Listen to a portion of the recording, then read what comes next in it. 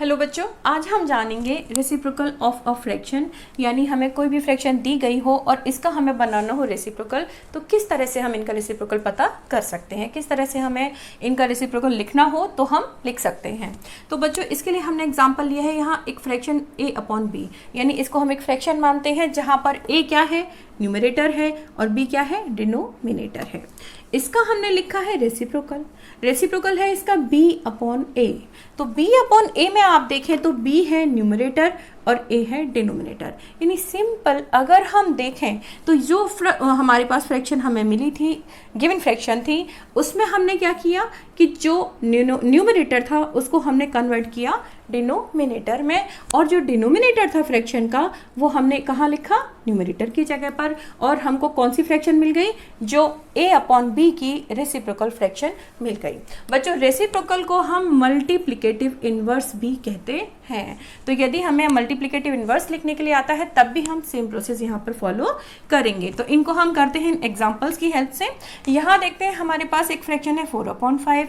अब हमें यहाँ इसका लिखना है रेसिप्रोकल। तो किस तरह हम लिखेंगे, यहाँ पर यह है 4/5, तो यहाँ 4 है न्यूमरेटर और 5 है डिनोमिनेटर। तो यहाँ पर हम क्या करेंगे, जो डिनोमिनेटर है उसको हम लिखेंगे न्यूमरेटर की जगह पर, और जो न्यूमरेटर है उसको लिखेंगे डिनोमिनेटर की जगह पर। और 4/5 का जो रेसिप्रोकल फ्रैक्शन है वो हमें मिला 5/4। तो ये हमने आसानी से इसको बना सकते हैं। नेक्स्ट हम देखें, अगर हमारे पास फ्रैक्शन नहीं है और है हमारे पास एक होल नंबर, नेक्स्ट एग्जांपल में है ये हमारे पास होल नंबर। अब इस होल नंबर का यदि हमें रेसिप्रोकल मालूम करना है तो हम किस तरह करेंगे। तो बच्चों पहले तो हम इसे कन्वर्ट करेंगे फ्रैक्शनल नंबर में, यानी फ्रैक्शन में कन्वर्ट करेंगे, और उसके बाद में सिंपल हम इसके जो न्यूमरेटर और डिनोमिनेटर हैं उनको क्या करेंगे, चेंज कर देंगे। यहाँ पर इसका हो गया 1/7। जो डिनोमिनेटर था वो हमने न्यूमरेटर की जगह पर रखा, और जो न्यूमरेटर था उसको हमने डिनोमिनेटर की जगह पर रखा, और इस तरह से हमें मिली 7 की इनवर्स यानी मल्टीप्लिकेटिव इनवर्स या रेसिप्रोकल फ्रैक्शन। नेक्स्ट आप देखें, ये है आपके पास एक मिक्स्ड फ्रैक्शन, और इसको यदि आपको कन्वर्ट करना है इसके रेसिप्रोकल में तो हम किस तरह करेंगे। तो इसके लिए हम सिंपल इसको पहले कन्वर्ट करेंगे इसके इम्प्रॉपर फ्रैक्शन में, यानी इसको पहले हम सिंप्लीफाई करेंगे। तो यहाँ पर हम देखें, इसको करेंगे 5 × 2 हुआ 10 + 1 ये हुआ आपका 11/5। तो इस तरह अब हमें एक सिंपल फ्रैक्शन मिली, और अब हम इसके न्यूमरेटर और डिनोमिनेटर को क्या करेंगे, चेंज करेंगे। तो डिनोमिनेटर को हमने लिखा यहाँ न्यूमरेटर की जगह पर, और न्यूमरेटर को रखा डिनोमिनेटर की जगह पर, और इस तरह जो हमें फ्रैक्शन मिली वो मिली रेसिप्रोकल किसकी, 11/5 की। या इसका यदि हम 2 होल 1/5 की रेसिप्रोकल अगर हम कहना चाहें तो हमारे पास क्या होगी, 5/11। तो इस तरह से तो हुआ कि हमने रेसिप्रोकल फ्रैक्शंस जो है वो फाइंड आउट की। अब हमें पता करना है कि if the product of 2 fractions is 1, यदि 2 फ्रैक्शंस का जो प्रोडक्ट है वह 1 हो तो the 2 fractions are reciprocal or multiplicative inverse of each other। यानी यदि 2 फ्रैक्शंस हैं और इनका प्रोडक्ट यानी इनको हम यदि मल्टीप्लाई करते हैं तब इनका प्रोडक्ट यदि क्या हो, 1 हो, तो हम मानते हैं कि जो दोनों फ्रैक्शंस हैं वो एक दूसरे की क्या होंगी, रेसिप्रोकल होंगी। तो इनको हम करके देखते हैं। यहाँ पर हम क्या करते हैं, 4/5 × 5/4। यदि हम इनको करके देखें तो हमें क्या मिलता है, यहाँ हम देखेंगे ये हमने किया, जब हमने मल्टीप्लाई करना है तो हम करेंगे numerator upon numerator, numerator into numerator. तो ये हमने किया 4 × 5 अपॉन, और यहाँ हमने किया 5 × 4 यानी डिनोमिनेटर इंटू डिनोमिनेटर।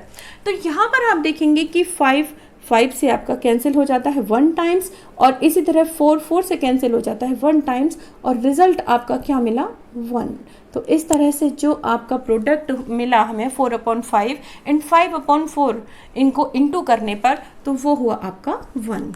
नेक्स्ट हम देखें, यदि हम इस प्रोसेस को करते हैं 7/1 × 1/7, यानी इनको मल्टीप्लाई करें और इनका प्रोडक्ट हम देखना चाहें तब हम, तो यहाँ पर आप करेंगे 7 × 1 यानी न्यूमरेटर इंटू न्यूमरेटर, और यहाँ पर आप करेंगे 1 × 7 यानी डिनोमिनेटर इंटू डिनोमिनेटर।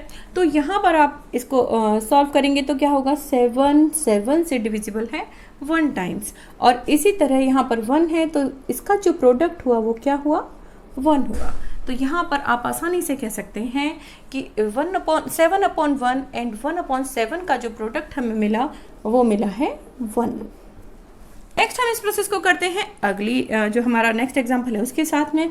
तो यहाँ हम देखें ये हुआ आपका 11/5 इंटू 5/11। तो इसके केस में भी आप देखें यहाँ हमने लिखा न्यूमरेटर इंटू न्यूमरेटर, और यहाँ हमने लिखा डिनोमिनेटर इंटू डिनोमिनेटर। यहाँ पर आप देखें 5 से डिविजिबल हैं दोनों, 5 5 1 टाइम्स, और इसी तरह 11 11 1 टाइम्स। तो ये हुआ आपका 1। यानी तीनों जो हमारे पास एग्जाम्पल्स हमने लिए थे इनमें जब हमने दोनों यानी जो गिवन फ्रैक्शन थी इसके रेसिप्रोकल को हमने क्या किया, मल्टीप्लाई किया, तो हमें जो रिजल्ट मिला वो तीनों बार क्या मिला, 1 मिला।